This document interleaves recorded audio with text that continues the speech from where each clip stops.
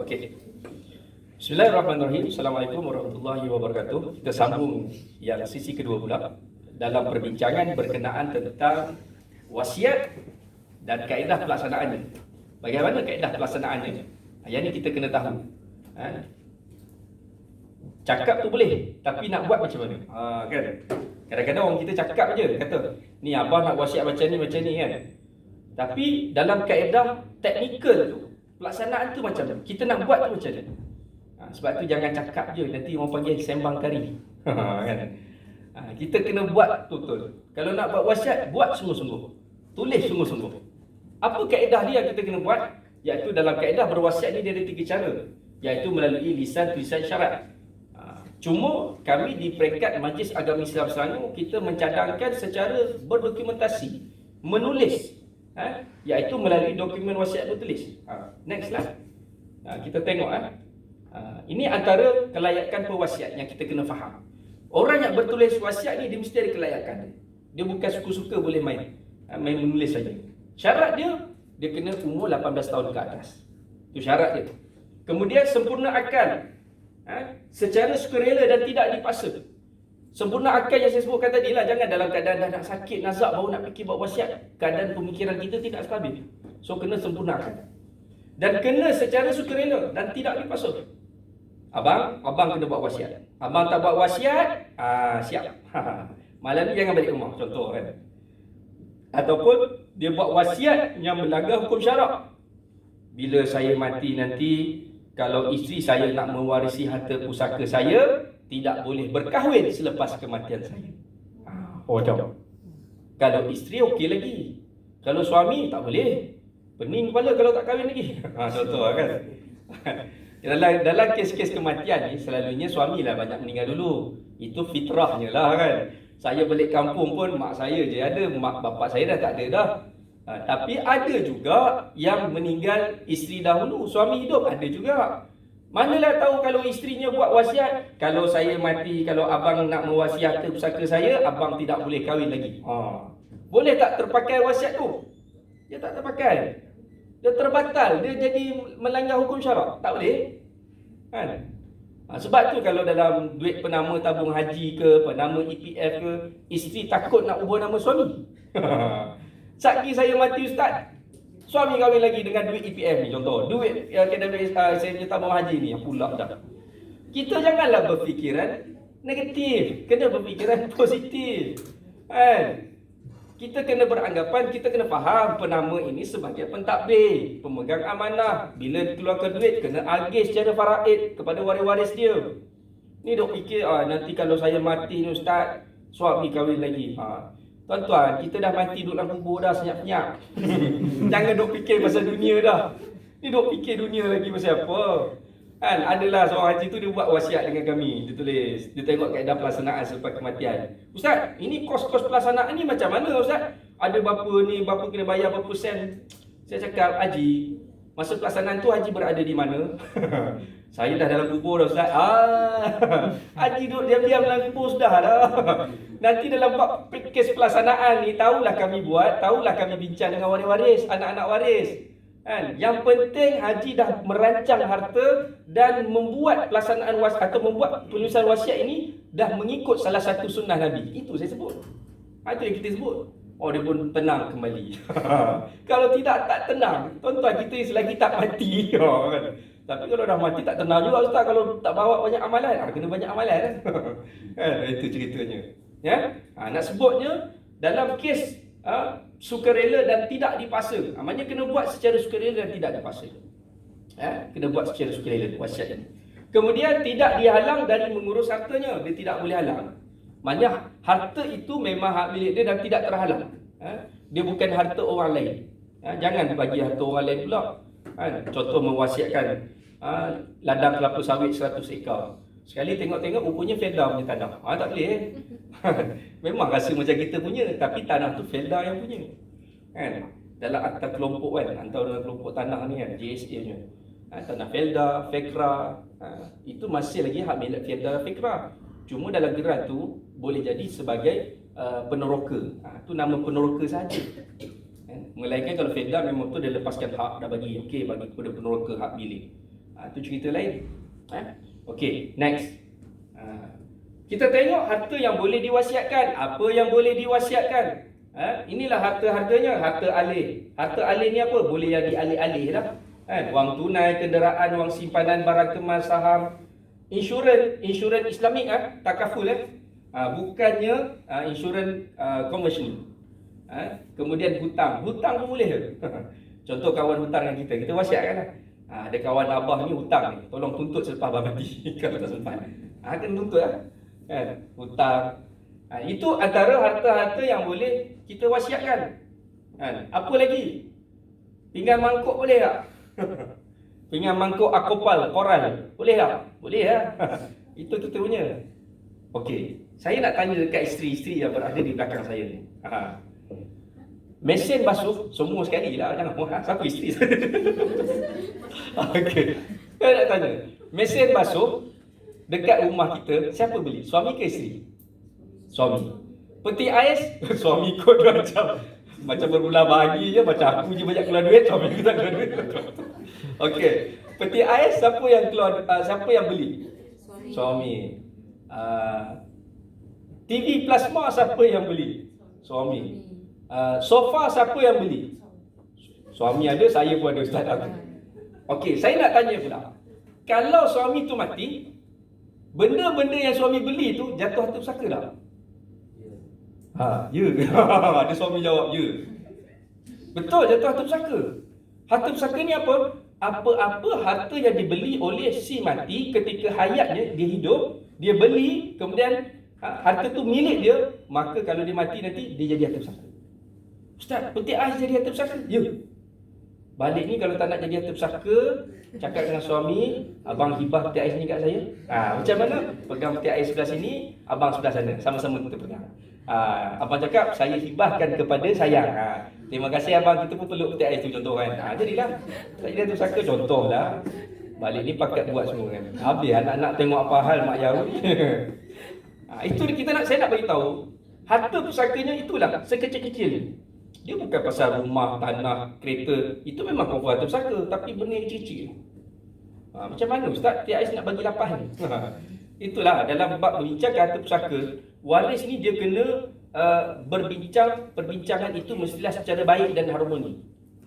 Tak usah gaduh-gaduh lah. Sebab harta pusaka ni harta si mati yang punya. Kita hanya mewarisi je. Kita hanya meneruskan saja manfaat harta si mati ini. Itu. Maka inilah harta alih. Kemudian harta tak alih apa? Rumah, tanah, bangunan, premis. Itu harta-harta yang boleh diwasiatkan. Ada tak sebut kucing? Kucing ada tak? Tak ada. Jangan mewasiatkan kucing kan?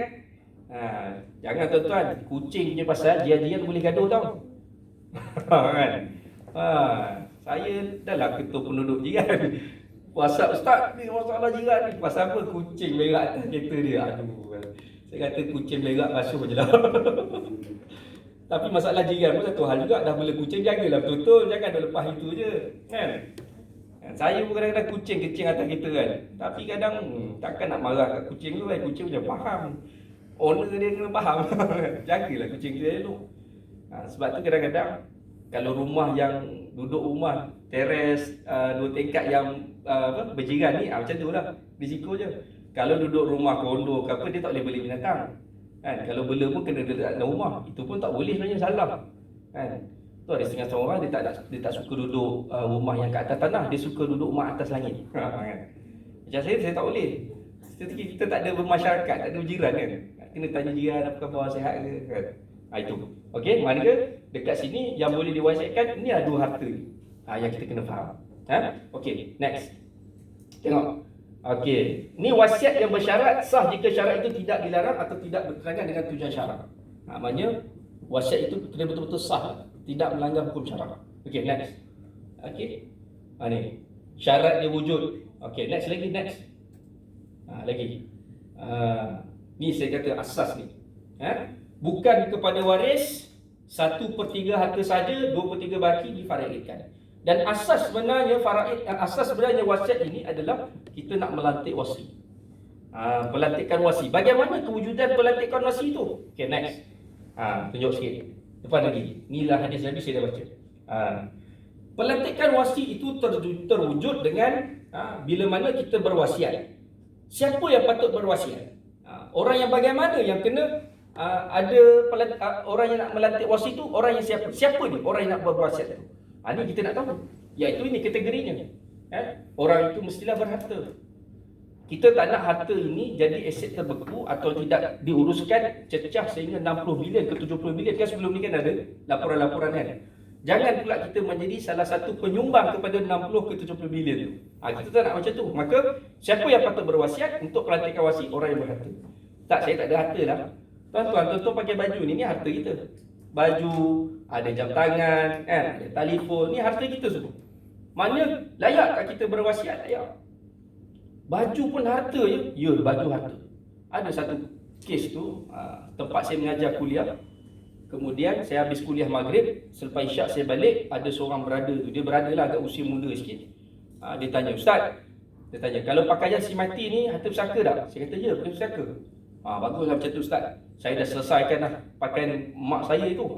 Dia kata, "Pasal apa?" Saya dah bakar semua pakaian mak saya. "Pasal apa?" Sebab dia kata adik-beradik semua berebut nak pakaian tu. Saya geram-geram, saya bakar. Dia kata tu tak bijak tu, tak cerdik. Harta si mati ni, kalau kata kita tak dimanfaatkan, rugilah. Tak dapatlah amal jariah si mati. Kalau kata kita rasalah susah sangat nak bagi pakaian ni, cadang kepada waris-waris. Tak apalah, kita wakafkanlah pakaian ni. Pakaian berjenama, kita wakafkan je lah. Kalau waris-waris setuju, tak apalah, jadi amal jariah kepada si mati. Kalau waris-waris kata, saya nak juga. Kalau dia nak, bagilah. Tengok nilaian pakaian tu berapa. Contoh nilaian, kalau kat bandar dia kata harga pakaian ni 100. 100 tu bagikan ke 10, semua RM10 dapat contoh. Maknanya nilaikan. Bukan kita bakar. Kalau bakar tak apa cerdik tu. Macam rantai kemas lah. Ada orang kata, lelaki tak boleh rantai kemas Ustaz. Tak betul. Lelaki memang tak boleh pakai rantai kemas, tetapi lelaki boleh memiliki emas. Faham habis Ustaz, macam mana kalau suami yang lelaki dapat emas, dia nak buat apa? Cairkan lah, jadi duit. Ataupun kalau kita nak emas tu, kita nilaikan emas tu, berapa kita kena bayar kepada waris. Itu kaedahnya. Tetapi siapa yang nak uruskan? Isu ni selalu adik-beradik ni payah. Maka perlu ada pelantikan wasi. Melalui apa? Kaedah berwasiat. Siapa yang kena berwasiat? Orang yang berharta.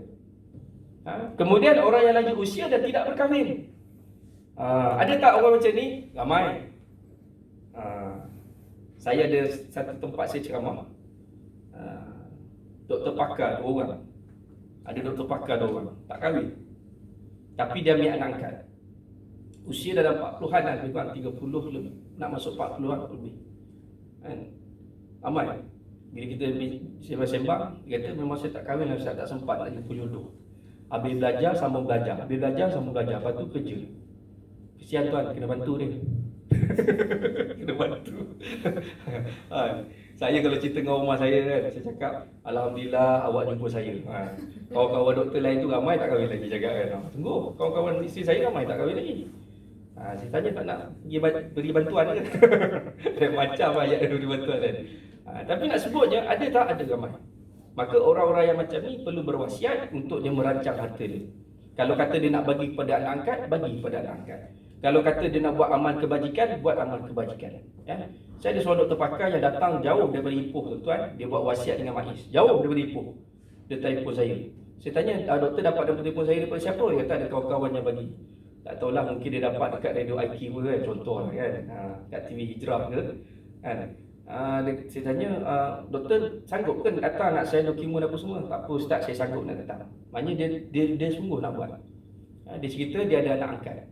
Doktor pakar ni dia ada share dengan hospital pakar tersebut. Maknanya bukan main-main lah kan. Punya aset dia bila saya semak tu adalah. Saya tanya sebab apa? Mula dia nak buat hibah kepada anak angkat dia ni. Yang perempuan ni, dia anak angkat dia perempuan, baru usia 21 tahun. Dia ambil daripada kecil bayi. Anak angkat dia ni Chinese lah, dia kata, dia cerita ke saya. Dia kata kenapa doktor nak bagi? Dia kata sebab anak angkat saya masa balik daripada college, dia kata, Mom, I want this home. Speaking. Speaking tak tahan. Lepas tu saya kata, habis doktor nak buat hibah ke? Saya nak buat hibah Ustaz. Nanti kalau saya mati, rumah ni tak jadi harta pusaka kan Ustaz kan? Jadi hak milik anak angkat saya kan? Saya kata betul. Tapi doktor kena tahu implikasinya apa? Implikasinya, contoh kalau anak angkat tu tak mati.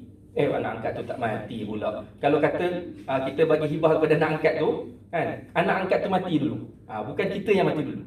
Implikasinya harta tu akan jadi harta pusaka kepada anak angkat tersebut. Bila anak angkat ni tak ada waris, harta tu jatuh pada siapa tu? Dia pun termenung. Kepada saya lah Ustaz. Dah, hukumnya jatuh pada Baitul Mal. Dia termenung lagi. Baitul Mal ambil rumah banglo saya Ustaz. Dia nampak Baitul Mal, dia tengok Ustaz Usman kan. Baitul Mal ambil, saya kata itu kaedah hukumnya. Kita tuan-tuan, bila orang datang jumpa, kita kena cerita implikasinya apa, kena sebut. Kita bukan bak kata ada setengah-setengah agensi syarikat-syarikat ni dia profit oriented. Kalau tak apa cik buat hibah je, dia janji masuk. Kan? Kita kena cerita dari segi hukum dan implikasi supaya orang membuat tu dia faham. Dia kata kalau doktor buat hibah, inilah kaedahnya. Lepas tu dia termenung. So saya nak buat apa ya Ustaz? Saya kata buat wasiat. Wasiat kan masih boleh dipertikaikan. Ya, doktor kena faham. Anak angkat tidak layak menerima harta pusaka. Tetapi kalau doktor buat wasiat, anak angkat layak menerima 1/3 daripada nilaian harta yang doktor tinggalkan. Bila saya semak-semak, rumah banglo sebiji tu bukan 1/3 tuan-tuan, kurang lagi.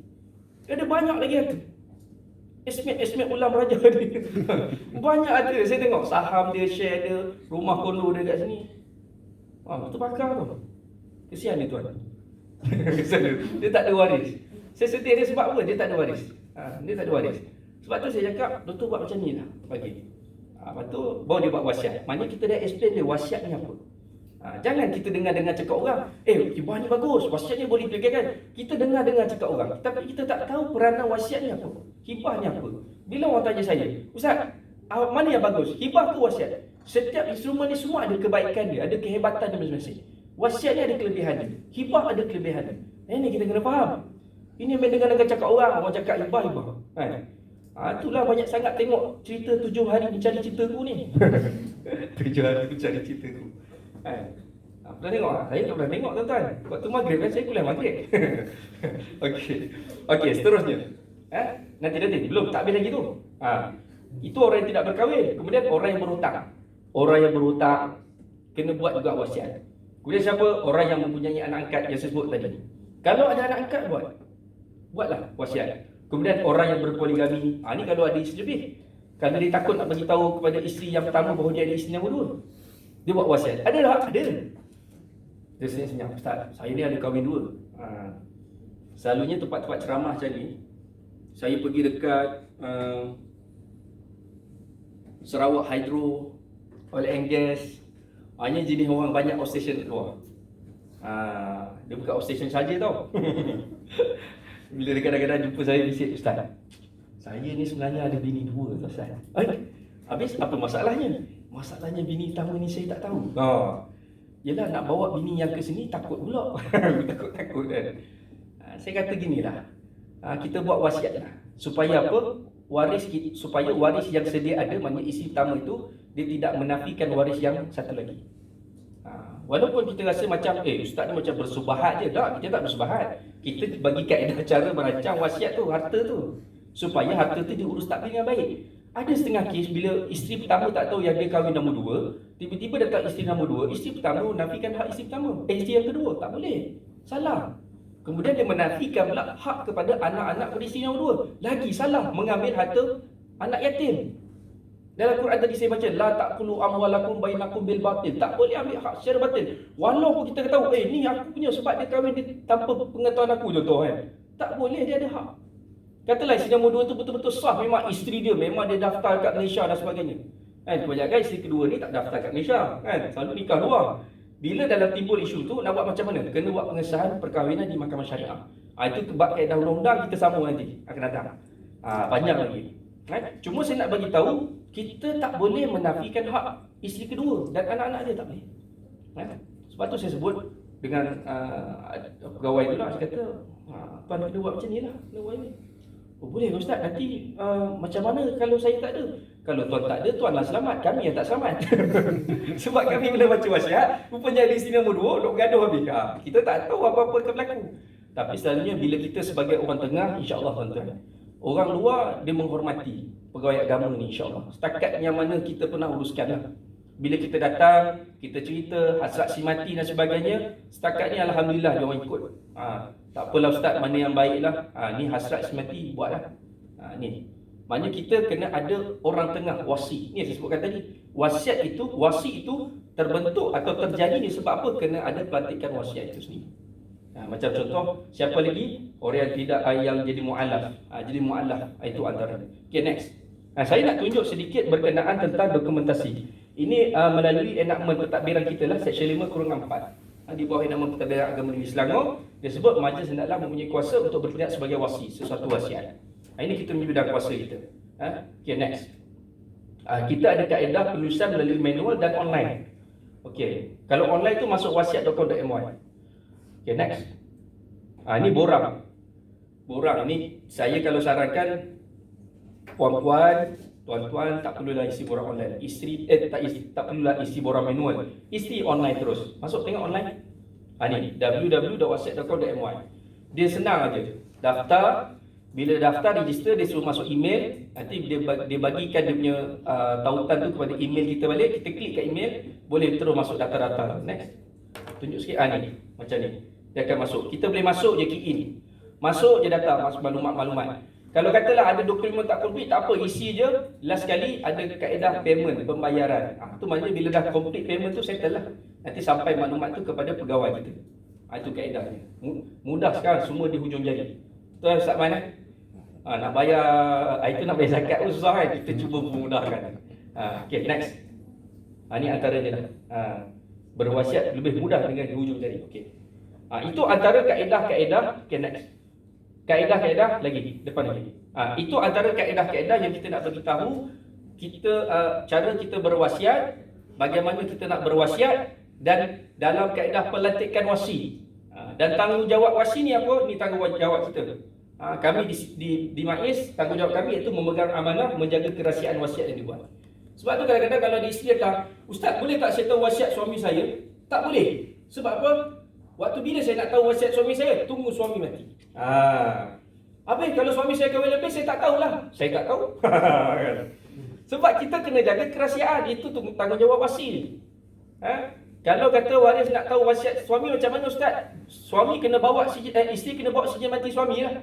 Bawa sijil mati, bawa IC dan sebagainya, kita akan buat semakkan. Baru di situ baru kita buat pembacaan wasiat. Kita ada prosedur dia, flow dia. Nampak macam mudah kan? Sebenarnya susah tau. Yang buat kerja ni susah tau. Sakit kepala. Sebab kita buat urusan ni, dalam urusan wasiat ni, di Majlis Agama Islam Negeri-Negeri yang ada enakmen ni, tak silap ada 4 negeri. Selangor, Negeri Sembilan, Melaka dengan Kelantan. Tapi yang dah buat secara praktisnya Selangor saja. Dan Sabah dalam proses. Sabah siasa ada satu kes dia pernah buat. Sabah tu dia buat enakmen juga baru ni. Kalau di Johor dia buat dengan amanah raya. Kita kalau boleh ni biar kita Majlis Islam Negeri yang buat sendiri. Dan belum. Itulah saya ialah kadang-kadang pergi Majlis Islam Negeri lain. Macam Ustaz Syafi'i pergi Johor kan. Sembang-sembang kan Ustaz. Bila kita nak Johor nak buat sendiri? Itulah kata Ustaz, kita ni tak kemampuan apa. Adalah dia sembang dengan saya. Saya kata senang je Ustaz. Ustaz import je saya ke Johor. Import Johor tak tahan. Saya lahir kat Johor. Boleh balik Johor. Tak tahan tu nak balik Johor pula kan. Maknanya kita bukan apa, saya nak sebut kat sini.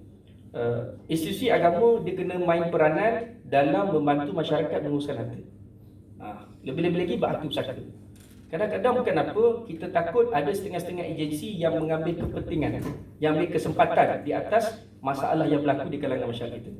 Contoh bila nak bicara bab pusaka. Tuan-tuan, kalau kata orang nak charge fee ke apa, dia ikut dia. Berapa ribu dah apa, tengok nilai tanah. So kita di Majlis Islam Negeri ni kita ambil peranan sebenarnya. Kita ambil peranan bantu masyarakat. Itu yang kita tujuan buat berwasiat, bukan untuk semata-mata nak membantu masyarakat. Ya. Okey. Kemudian melaksanakan tugas sebaik saja kematian pewasiat ini. Kemudian memelihara kepentingan pewasiat dan mencari menjadi pemudah cara yang menjaga keharmonian. Ini kita sebut menjadi pemudah cara. Kalau tak jadi pemudah cara macam mana? Duk balah, duk gaduh. Contoh tak ada pemudah cara. Test. Ni ada ke tak ada ni? Test. Baru ada. Ada. Tadi saya tak guna mic kan? Guna mic kan? Kan tak guna mic. Wire. Terpijak wire. Okey, sorry. Gairah sangat. Tak, dia bukan. Kita selalu gerak, dia tak gerak pegang macam. Kulu kilir macam pencerama motivasi. Bila ada kuliah muslimat, saya pergi belakang kan. Apa ajar nak tanya apa? Oh, Ustaz, oi, dahsyat Ustaz, pergi ke belakang saja. Tak lah, kita nak bagi orang faham. Nak mengajar ni kena bagi faham sungguh-sungguh. Lagi kalau saya balik, orang tak faham, duk WhatsApp lagi, Ustaz, macam mana. Kan? Kita nak bagi faham, kena bagi faham sungguh-sungguh. Okey, maka dekat sini, inilah kita menjadi pemudah cara. Kalau tak ada pemudah cara, tak ada orang tengah, itu jadi masalah. Kes harta pusaka itu jadi beku. Jadi nama dia. Sebab tak ada orang tengah yang membantu dalam mengurus takbiar harta pusaka. Itu peranan wasiat. InsyaAllah selepas ni kita akan bincang pula berkenaan tentang hibah. Apa dia hibah? Kita akan sambung selepas ni dalam misi kita yang ketiga pula. Misi yang ketiga pula.